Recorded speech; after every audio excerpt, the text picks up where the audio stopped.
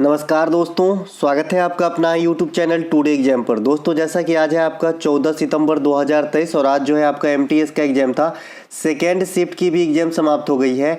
Second shift के exam में GK GS, current affair तथा अंग्रेजी के सेक्शन से जो भी प्रश्न पूछे गए सभी प्रश्नों को लेकर के आ गया हूं। दोस्तों जैसा कि आप जानते हैं, मैं आपको 100% ओरिजिनल प्रश्नों के साथ साथ इम्पोर्टेंट एक्स्ट्रा फैक्ट दूंगा जो आने वाले किसी भी एग्जाम में सीधे कंप्यूटर मॉनिटर पे होंगे। तो चलिए दोस्तों शुरू करते हैं आज का ये वीडियो। देखिए क्या क्या प्रश्न पूछे गए थे। आज एमटीएस का अंतिम दिन है। अब मात्र एक शिफ्ट का एग्जाम आपका थर्ड शिफ्ट का बचा हुआ है। तो आने वाले समय में मैं एसएससी जीडी है ना, सीपीओ, इन दोनों के लिए कंबाइंड बैच लाने वाला हूं। इसके अलावा दिल्ली पुलिस के लिए एक अलग से बैच आएगी, है ना। तो आप लोगों का बस जो अगर आप लोग इच्छुक हैं तो मैसेज करें। जिसकी ज़्यादा मैंने सुना, वैसे मैंने आपसे पोल से पूछ लेना है कि कौन से एग्जाम में ज़्यादा बच्चे हैं, उनका पहला स्टार्ट करा जाएगा। चलिए शुरू करते हैं। एक प्रश्न आपसे पूछा गया है। सबसे पहले जो क्वेश्चन दिए हैं उनका नाम थोड़ा सा यहाँ पे जो क्वेश्चन दिए हैं, जिनका नाम है प्रदीप सिंगर साहब, धीरज पाठक साहब, संपूर्णानंद यादव, मोहन कुमार, निशा पांडे, अर्चना, जसपाल तंवर, कौशल शर्मा, सत्यजीत सिंह और अनिल साहू, इतने बच्चों ने क्वेश्चन सेंड किया है। सभी को बहुत बहुत धन्यवाद। चलिए शुरू करते हैं।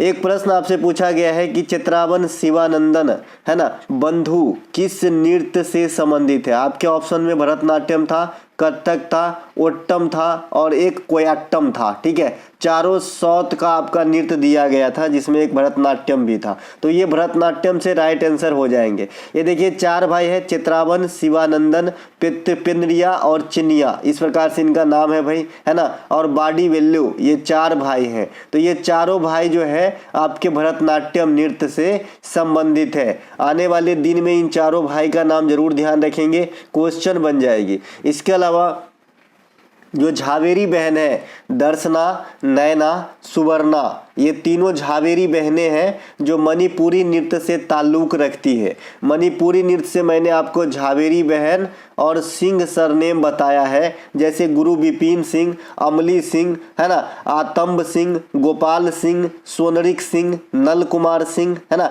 चारू माथुर, बिंबावती देवी, कलावती देवी, ये सभी के सभी आपके जो है मणिपुरी नृत्य से हैं। तो इन्हें ध्यान रखें।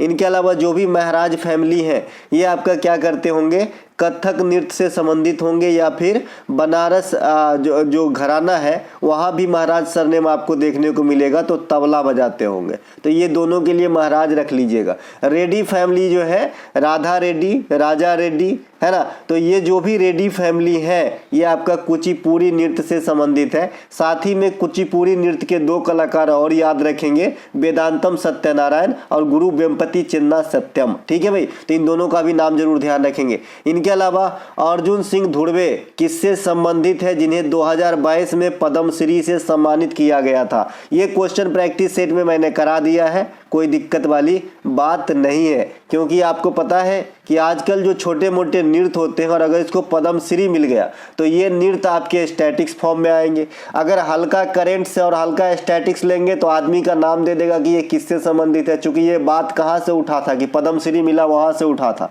ठीक है भाई, तो चर्चा का विषय बना, इसीलिए क्वेश्चन जो है आपके एग्जाम में आ जाते हैं। तो अर्जुन सिंह धुर्वे जो है ये 2022 में पद्मश्री विजेता थे, है ना, बैगा ट्राइबल डांस के लिए। और बैगा डांस कहाँ का है मैंने आपको बता दिया है। ये बैगा डांस जो है आपके मध्य प्रदेश के हैं, इन्हें भी ध्यान रखें। मध्य प्रदेश में कई ऐसे डांस हैं जो आप मतलब कम जानते हैं, जैसे राई नृत्य है, राई नृत्य को भी ध्यान रखेंगे, है ना। मटकी डांस है, मटकी डांस, ये भी आपके मध्य प्रदेश के हैं, है ना। इसके अलावा माच नृत्य है, माच, ये भी मध्य प्रदेश के हैं। मांडू महोत्सव का आयोजन भी मध्य प्रदेश के अंदर होता है। खजुराहो फेस्टिवल भी होता है और खजुराहो मंदिर भी है, तो खजुराहो फेस्टिवल भी आपके मध्य प्रदेश के अंदर ही होता है। तो ये सब कुछ जो नृत्य वगैरह हैं, जो त्योहार वगैरह हैं मध्य प्रदेश का, उसे भी ध्यान रखेंगे। अब आप कहोगे सर दिवाली तो कभी नहीं पूछता है, तो भाई दिवाली इसलिए नहीं पूछता है कि दिवाली हर जगह होती है। अगर दिवाली एग्जामिनर को पूछना रहेगा तो आपसे पूछेगा कि दिवाली हिंदू मास के अनुसार किस महीने में होता है। ठीक है भाई, तो उनके पास हर मर्ज की इलाज है, आपको अपने हिसाब से तैयार रहना है ना भाई।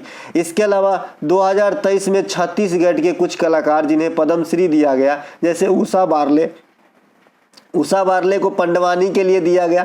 पंडवानी की जो सबसे फेमस है ये आपका तीजन बाई। आज ही या कल पूछा गया था कि तीजन बाई किस स्टेट से ताल्लुक रखती है। इसके अलावा छत्तीसगढ़ के दो और को दिए गए डोमार सिंह। डोमार सिंह कुंवर को नाचा नृत्य में दिया गया था और एक अजय सिंह को दिया गया था। तो अजय सिंह जो है ये आपका ट्राइबल जो गोंड जनजाति के लोग होते हैं उनके जो ट्राइबल कल्चर है, ट्राइबल जो डांस है उनको पुनर्जीवित करने के लिए अजय सिंह को भी दिया गया। तो छत्तीसगढ़ में इस बार 3 आदमी को पद्मश्री दिया गया था।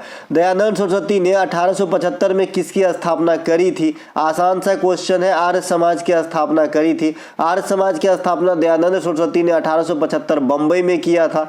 सत्यार्थ प्रकाश नामक किताब है, जिनके राइटर कौन है? तो खुद आर्य समाज के संस्थापक दयानंद सरस्वती है। दयानंद सरस्वती का अपने आप में ओरिजिनल नाम भी है ना?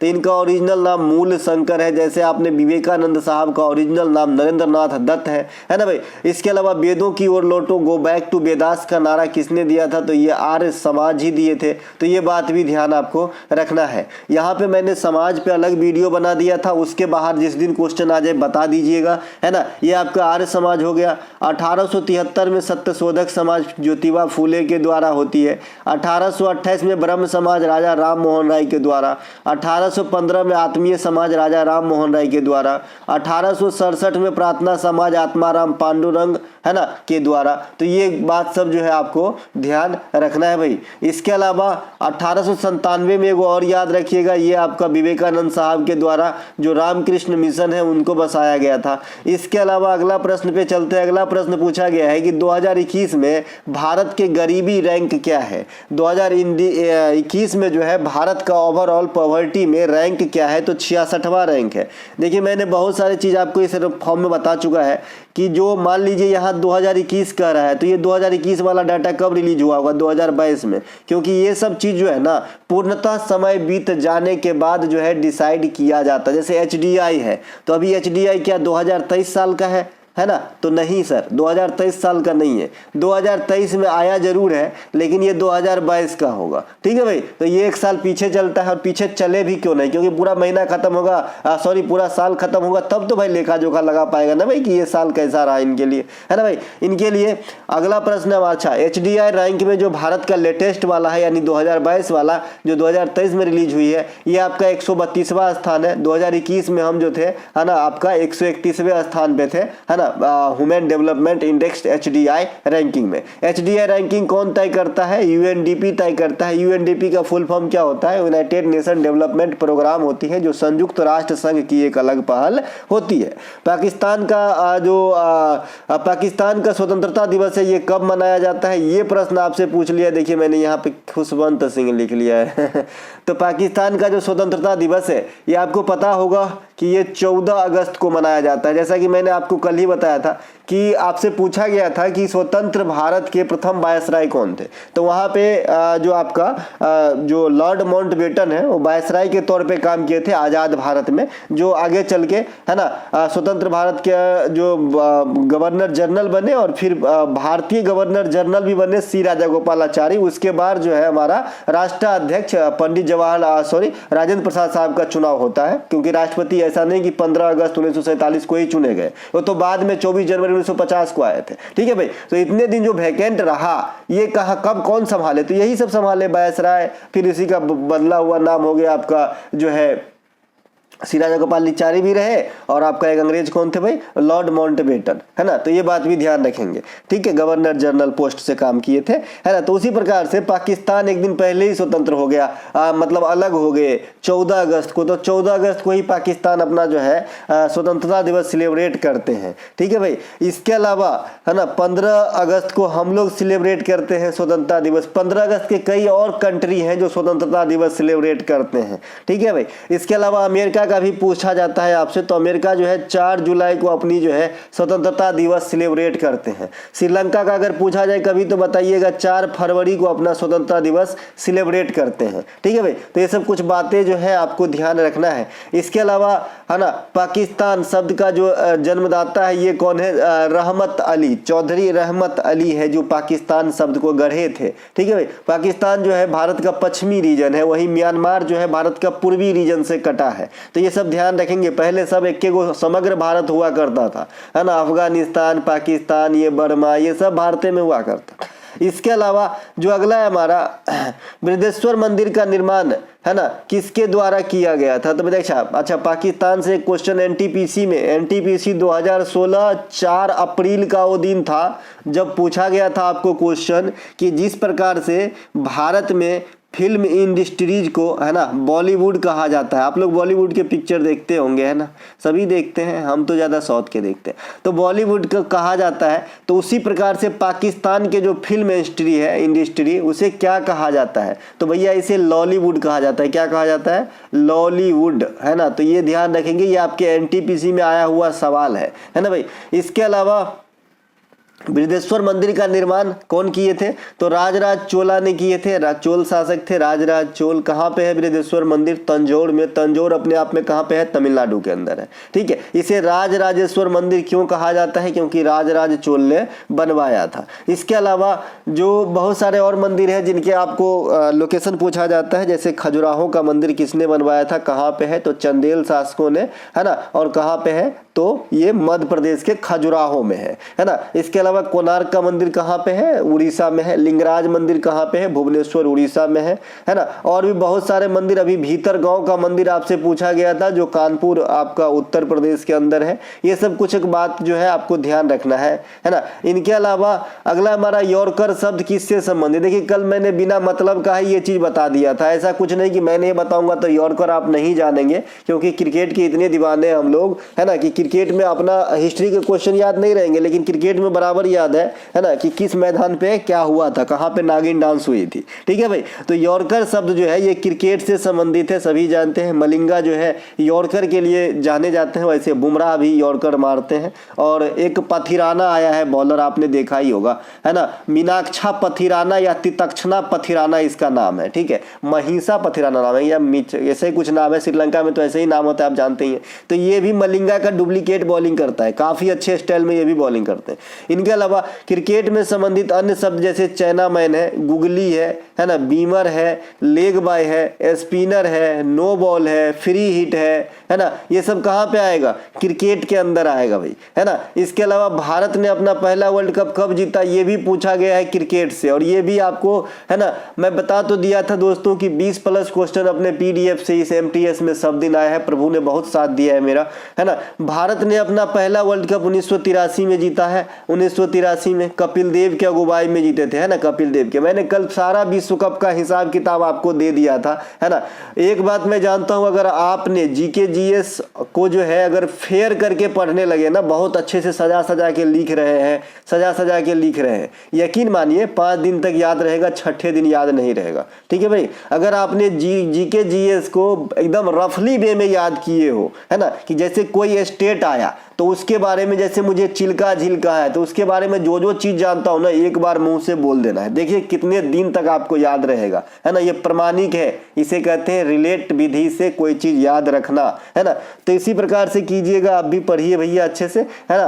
ये कॉपी में अच्छे से फेयर कर लेने से अपने अंदर नहीं आ जाता है ना। 1983 में कपिल देव जो विश्व कप जीता था, उसके बाद की विश्व कप का हिसाब देता हूं। पहला 1975 में स्टार्ट हुआ था, पहला आपका वेस्ट इंडीज जीत लिया था। 4 साल के बाद होगा तो 79 में हुआ था, ये भी वेस्ट इंडीज ही जीत लिया था, ठीक है। इसके अलावा तीसरा भारत जीत लिए। अब हम हिसाब देते हैं कि कौन कौन सा देश जीते हैं, अपने आप छाट दोगे। एक बार श्रीलंका जीता है, रणतुंगा, अर्जुन रणतुंगा एक क्रिकेटर के नाम थे, उनके कैप्टेंसी में।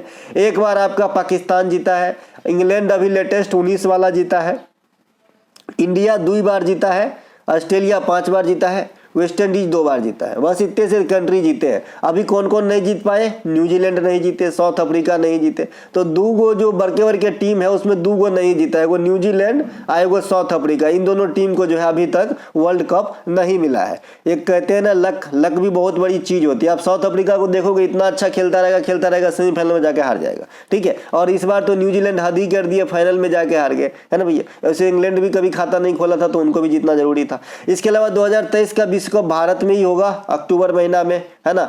आधे बच्चे तो ड्रीम 11 में अपना समय व्यर्थ करेंगे, जहाँ सभी को जानता हूँ। इसके अलावा कोणार्क नृत्य महोत्सव का आयोजन कब से कब तक होता है ऐसा, तो ये आपका 1 से 5 दिसंबर तक होगा। 1 से 5 दिसंबर तक पर साल जो है कोणार्क नृत्य महोत्सव का आयोजन उड़ीसा के कोणार्क मंदिर के प्रांगण में कराया जाता है। वो अब जो है आपका असम में जो मंदिर है कामाख्या मंदिर, कामाख्या मंदिर के प्रांगण में कौन सी मेला लगती है, आप लोग जो है कमेंट कीजिएगा इस बात को कि कौन सी मेला लगती है। ऑप्शन नहीं दूंगा क्योंकि बहुत बार पढ़ा चुका हूँ और बहुत इजी क्वेश्चन है। इसके अलावा अगला है हमारा कि हॉर्नबिल का त्योहार ये कहाँ पे और कितने दिवस लगते हैं, तो ये नागालैंड में लगते हैं। 10 दिवस लगते हैं दिसंबर माह में, 1 से 10 दिसंबर तक। सबसे पहले इस त्योहार को 2000 ईस्वी में स्टार्ट कराया गया था। इसे त्योहारों का त्योहार कहा जाता है, जो नागालैंड में अपने आप में सबसे बड़ी त्योहार है। मकर संक्रांति का त्योहार के लिए डेट फिक्स है, 14 और 15 जनवरी का जो है दिन फिक्स रखा गया है मकर संक्रांति के लिए। मकर संक्रांति के समय ही गंगा सागर मेला लगती है कलकत्ता के अंदर, जो काफी फेमस मेला है। इसके अलावा याओसांग त्योहार कहाँ होती है, ये मणिपुर में होती है। इसे मणिपुरिया होली कहा जाता है और ये 5 दिनों तक चलता है मणिपुर के अंदर। इसी त्योहार के अंदर थवल चोंगवा नामक एक नृत्य होता है, ठीक है। आपका जो मणिपुरिया होली होती है याओसांग, इसी याओसांग फेस्टिवल के अवसर पे थवल चोंगवा नृत्य जो है वहाँ पे परफॉर्म किए जाते हैं वहाँ के लोगों के द्वारा मणिपुर में। उसी प्रकार से मैंने आपको गोवा का होली बता रखा है। गोवा का होली क्या होता है भाई, सिमगो फेस्टिवल, ये गोवा में होली के जैसा है। गोवा में वो मड त्योहार से हो है, मड मतलब आपका कीचड़ वाला त्योहार, तो ये बात भी ध्यान रखेंगे। कीचड़ वाला त्योहार वैसे बिहार में भी होता है, लेकिन नव वर्ष के जो ओकेजन है बिहार में, जो नव वर्ष सेलिब्रेट करते हैं जिसे जुड़ शीतल बोलते हैं, उस अवसर पे जो है कीचड़ से जैसे होली खेलते हैं लोग, थोड़ा बहुत खेलते हैं, लेकिन उसका नाम नहीं है मड वाला फेस्टिवल, ठीक है। तो मड फेस्टिवल गोवा में होता है। आइसिंग ऑन द केक क्या होती है, सोने पे सुहागा होती है। आइसिंग ऑन द केक क्या होती है, सोने पे सुहागा होती है। मान लीजिए आपने CGL का एग्जाम दिया, आपने देखा कि मैंने क्वालिफाई कर गया, आपने क्वालिफाई भी कर गया है और जो टॉप लिस्ट होता है आपका AO वगैरह के लिए, वहां भी आपका नाम है और जनरल वाला 3rd लिस्ट में भी है, तो आपके तो सोने पे सुहागा हो गया भाई, है ना। तो इसे बोलते हैं आइसिंग ऑन द केक, है ना। एक चीज और, जहां भी आपके ईडियम में केक शब्द का इस्तेमाल रहेगा, सोचिएगा कि जिंदगी को आसान बनाने वाला कोई चीज है ये, ठीक है भाई। कोई चीज ऐसा है जो सुख देता हो इंसान को, है ना। आइसिंग ऑन द केक, सोने पे सुहागा, जब कुछ अच्छा होता है तब सोने पे सुहागा होता है।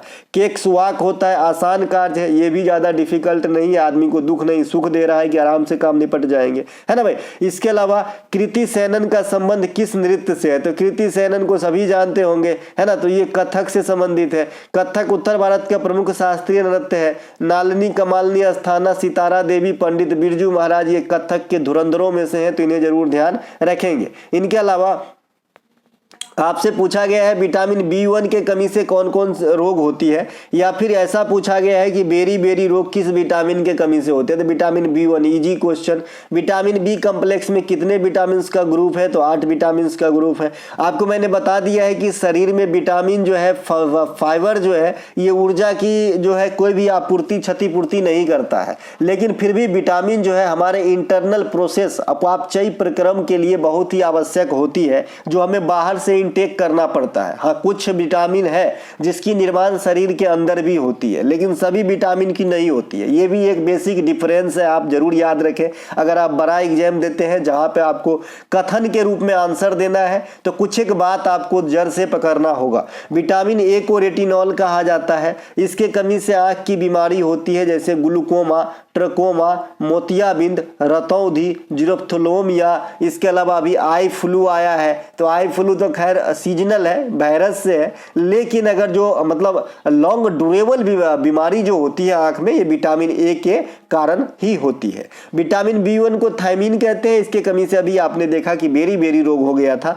विटामिन B2 को राइबोफ्लोविन कहा जाता है। विटामिन B6 को पायरोडॉक्सिन कहा जाता है। विटामिन B12 को साइनोकोबाल्मिन कहा जाता है, और इसी साइनोकोबाल्मिन में कोबाल्ट धातु की उपस्थिति पाई जाती है। देखिए कोबाल्ट का इस्तेमाल कैंसर के इलाज के लिए भी होता है, और कोबाल्ट, ये जो साइनोकोबाल्मिन है, ये जो विटामिन B12 है, इस विटामिन के कमी से आपको रक्त अल्पता नामक बीमारी बीमारी भी हो सकती है जिसे एनीमिया कहा जाता है। वैसे सीधा सीधा खून की कमी को एनीमिया कहते हैं, लेकिन विटामिन B12 की कमी से भी एनीमिया हो सकता है। आनंद मठ किस भाषा में लिखे गए हैं? तो बेसिकली ये बांग्ला भाषा में लिखे गए हैं। इसके कई सारे कॉपी है, संस्कृत में भी है, ठीक है, लेकिन जो ओरिजिनल है बांग्ला में है। आनंद मठ के लेखक कौन है? बंकिम चंद्र चटर्जी हैं। आनंद मठ से ही वंदे मातरम लिया गया है, जो हमारे भारत का राष्ट्रीय गीत है, और इस राष्ट्रीय गीत को सर्वप्रथम कांग्रेस के कोलकाता अधिवेशन 1896 में गाया गया था, जिसकी अध्यक्षता जो है रहमतुल्लाह सयानी जी कर रहे थे, ठीक है। और जो राष्ट्रीय गान है ये 1911 में गाया गया था, ये भी कोलकाता अधिवेशन में ही गाया गया था। तो दोनों बात ध्यान रखेंगे। इनके अलावा ज्योतिबा फुले की एक पुस्तक है गुलामगिरी। ये गुलामगिरी किस भाषा में लिखे गए हैं? तो जी मराठी भाषा में लिखे गए हैं, है ना। रविंद्रनाथ टैगोर द्वारा रचित है भारत विधाता शीर्षक से एक बुक रचित किए गए, जिसी से निकल के आया आपका जनगण मन, है ना। तो आपसे पूछा जाता है एसएससी के द्वारा कि ये जनगण मन जो हमारे भारत का राष्ट्रीय गान है, ये सबसे पहले किस शीर्षक से प्रकाशित हुए थे? तो आपको बताना है भारत विधाता, ठीक है भाई। इसके अलावा विजय हजारे ट्रॉफी 2021-22 किस स्टेडियम में कराए गए? तो विजय हजारे ट्रॉफी 2022 जो है नरेंद्र मोदी स्टेडियम या फिर इसे ही मोटेरा स्टेडियम कहते हैं, जो अहमदाबाद गुजरात में स्थित है और इस समय दुनिया में सबसे बड़े स्टेडियम है, तो इसी स्टेडियम में कराया गया। विजय हजारे ट्रॉफी 2022 के विजेता सौराष्ट्र टीम है, जो 14 या 15 वर्ष बाद जो है महाराष्ट्र को हरा के अपने नाम से जो है खिताब किया था। आईपीएल 2023 का फाइनल मैच भी नरेंद्र मोदी स्टेडियम में ही हुए, जहां पे सीएसके विजेता रहे और जी गुजरात टाइटंस जो है ये आपका उपविजेता रहा था। रणजी ट्रॉफी 2022-23 के विजेता सौराष्ट्र ही है, इसमें भी मुंबई को ही हराया है, और ये फाइनल मैच जो है आपके पश्चिम बंगाल के ईडन गार्डन में कराए गए, ठीक है भाई। इसके अलावा ट्रेन टू पाकिस्तान के लेखक कौन है पूछा है, तो खुशवंत सिंह जी है। खुशवंत सिंह की अन्य पुस्तक की बात करेंगे तो मेल हो जाएगा, पाकिस्तान मेल। इनको पाकिस्तान से जो है ना काफी किताब लिखे हैं। Karma, the company of women, the end of India, ये सभी के सभी आपके जो है खुशवंत सिंह के द्वारा लिखा गया पुस्तक है। एक प्रश्न आपसे पूछ लिया है कि 1919 में महत्वपूर्ण इवेंट क्या था? ऑप्शन में रॉलेट एक्ट है। रॉलेट एक्ट आपका राइट आंसर हो जाएगा। देखिए मैंने रॉलेट एक्ट के बारे में आपको बता रखा है कि ये क्या था। इसे बिना अपील बिना दलील का कानून कहा गया था। इसके जो दायरा है, इसके तहत क्या हुआ था कि कोई भी आदमी जिस पे आपको कोई भी बात को लेकर शक हो या फिर शक नहीं भी हो, अगर आपने इसे परेशान करना है अंग्रेजों ने, है ना, तो इसे पकड़ के जेल में ले आओ, ठीक है। कौन से एक्ट के तहत? रॉलेट एक्ट के तहत, ठीक है। तो इसी एक्ट के तहत जो भारत के कुछ स्वतंत्रता सेनानी थे, जैसे सैफुद्दीन किचलू, डॉक्टर सत्यपाल वगैरह को, तो इनको जो है अरेस्ट कर लिया गया। इसी अरेस्ट के जो कर लिए गए, तो इसके आगे हमें कौन सी कदम उठाना चाहिए, इसी पर हम विचार विमर्श कर रहे थे। कहाँ पे? अमृतसर के जालियांवाला बाग में, जहां पे एक ही रास्ता है एंट्री करने के लिए, ये जालियांवाला बाग है, ठीक है। यहाँ पे हम लोग बैठक कर रहे थे, तभी मुखबिरी कर देते हैं और जनरल ओडायर ने यहाँ पे गोली चलाने का आदेश दे देते हैं, जो इतिहास में एक काला दिन है हमारे लिए। 13 अप्रैल 1919 को जालियांवाला बाग हत्याकांड हुआ था रॉलेट एक्ट के विरोध में। मॉन्टेग्यू चेम्सफोर्ड योजना 1919 में ही आया था, ठीक है। इसके अलावा आपसे प्रश्न पूछ लिया गया कि अंडर 23 विश्व चैंपियनशिप में अमन सहरावत ने किस कैटेगरी में पदक जीते? या तो ये है प्रश्न आपका, या प्रश्न है कि अमन सहरावत ने एशियाई कुश्ती चैंपियनशिप 2023 में पुरुषों के लिए गोल्ड जीत करके लाया, तो किस वर्ग में लाया? दोनों का आंसर है 57 kg फ्री स्टाइल वर्ग, क्योंकि अमन सहरावत जो है 57 kg में जो है आपका रेसलिंग करते हैं, ठीक है भाई। तो ये ध्यान रखेंगे। इसके अलावा, और मैंने ये क्वेश्चन आपको प्रैक्टिस सेट में करा दिया था, अमन सहरावत वाला में, अमन सहरावत वाला जो है ये मैंने करा दिया था कि सबसे पहले भारत के लिए गोल्ड किसने जीता, तो अमन सहरावत ही यहाँ पे अपना गोल्ड जीतकर जो है भारत का नाम रोशन किया था। मतदान की उम्र सीमा क्या है? तो 18 वर्ष है।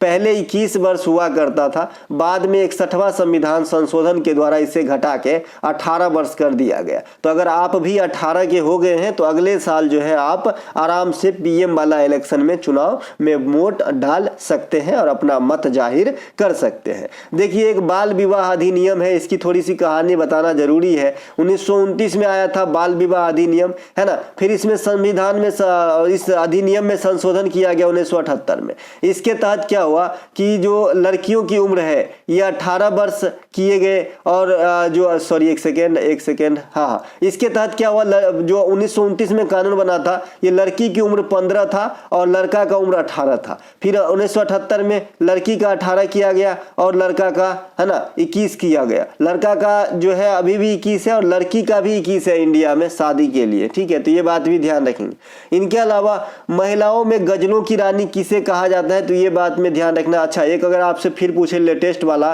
कि जो बाल विवाह अधिनियम है कब आया था, तो 2006 में आया था, और लागू कब हुआ था, तो 2007 में हुआ था। तो ये बात भी ध्यान रखेंगे। महिलाओं में गजलों की रानी बता चुके हैं बेगम अख्तर, ठुमरी की रानी गिरजा देवी, गजलों का बादशाह जगजीत सिंह। तो ये बात भी ध्यान रखना है। इसके अलावा सबसे दक्षिणी हिमालय का नाम आपसे पूछ लिया है। 1 लाख दिन बताएं मेरे भाई कि हिमालय को 2 प्रकार से बांटे हम। एक तो आपका उत्तर और दक्षिण में उसके विस्तारित एरिया के हिसाब से बांटे हैं। अब उत्तर दक्षिण में बांटे तो स्वाभाविक सी बात है कि नेपाल से हम इंडिया की तरफ ऐसे चलेंगे।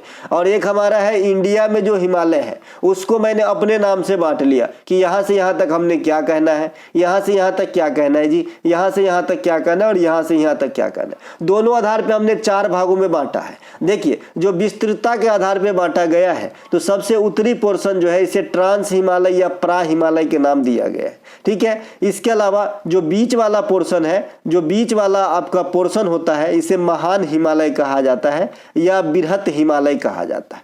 जो इसके 3 नंबर वाला है इसे जो है आपका मध्य हिमालय कहा जाता है, मध्य हिमालय। और जो सबसे लास्ट वाला है इसे हम शिवालिक कहते हैं। क्या कहते हैं? शिवालिक कहते हैं, ठीक है। तो आपको पता चल ही गया होगा कि सबसे दक्षिणी छोर को क्या कहेंगे, तो शिवालिक। सबसे उत्तरी को तो ट्रांस या परा। बीच वाला कौन है? महान और मध्य हिमालय। देखिए, मध्य अलग है, महान अलग है। महान मतलब विस्तृत वाला, बृहत हिमालय भी कहते हैं उसको, ठीक है। तो ये 4 कैडर में विस्तृतता के आधार पे। अब आपके सामने है नदियों के आधार पे 4 भागों में, तो हम अपने हिसाब से बांटे हैं। नदियों के आधार पे 4 भागों में हिमालय को हम इस प्रकार से बांटे हैं, तो जरा सा गौर फरमाइएगा। सबसे पहले इंडिया के पश्चिम में झांकेंगे तो क्या है? अपना पाकू है। पाकू मतलब पाकिस्तान, ठीक है। तो यहाँ पे कौन सी नदी है जो मोहनजोदड़ो के किनारे है? तो सिंधु नदी। तो सिंधु से लेकर पाकिस्तान तक फैले होने वाली सतलज, तो सिंधु से सतलज को हम पंजाब हिमालय नाम दे दिए हैं। सतलज से अगर हम काली में आएंगे उत्तराखंड, तो इसे हम कुमायूं हिमालय का नाम दे दिए।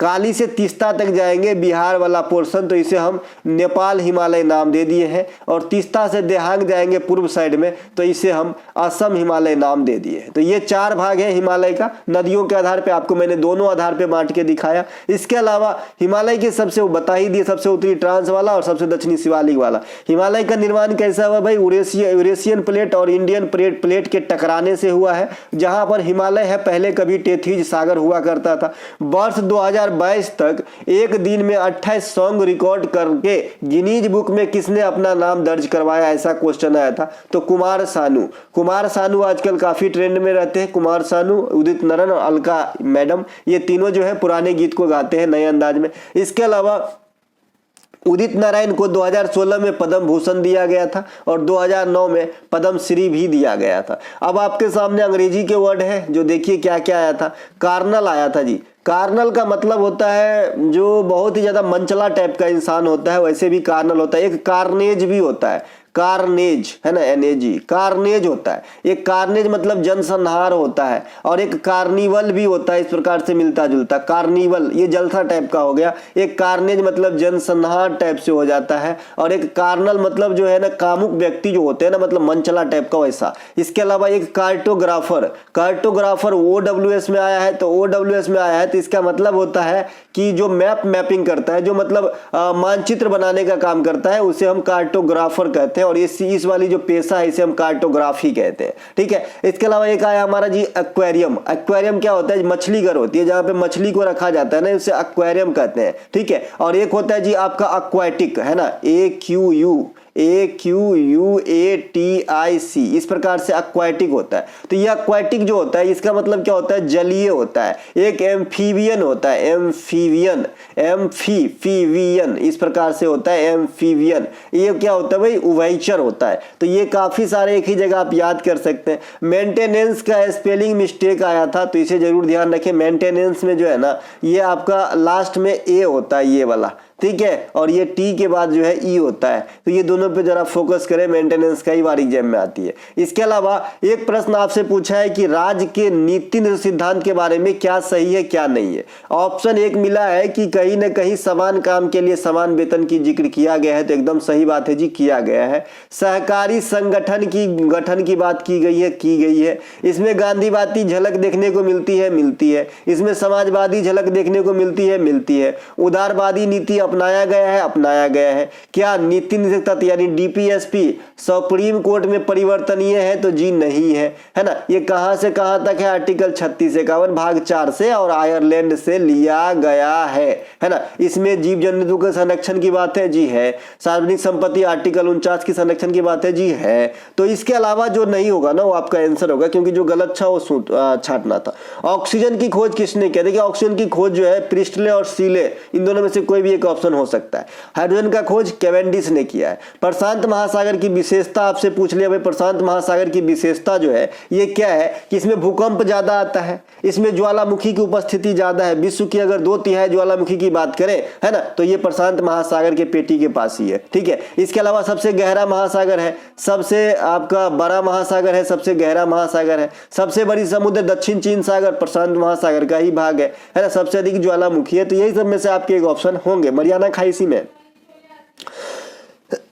इसके अलावा राष्ट्रीय आय में मध्यवर्ती वस्तुओं को क्यों शामिल नहीं किया जाता, ये कॉमन सेंस की बात है। चलिए ये किताबी लैंग्वेज है, यहाँ इसको छोड़ दीजिए, मैं आपको कॉमन सेंस की बात बताता हूँ कि ये क्यों शामिल नहीं किया जाता है, ठीक है। मान लीजिए आपके पास जी एक बिस्किट की फैक्ट्री है, आपने इस बिस्किट को बनाया है। इस बिस्किट का नाम मैं यहाँ पे रख देता हूँ, गुड्डे रख देता हूँ, ठीक है। ये गुड्डे बिस्किट की फैक्ट्री आपका है, इसको बनाना है। इसको बनाने के लिए आपको क्या क्या लगता है, मैदा लगता है, चीनी भी लगते होंगे, और कई सारे जो है फ्लेवर लगते होंगे, जैसा टेस्ट डालना है, और भी कई सारे सोडा वगैरह लगते होंगे।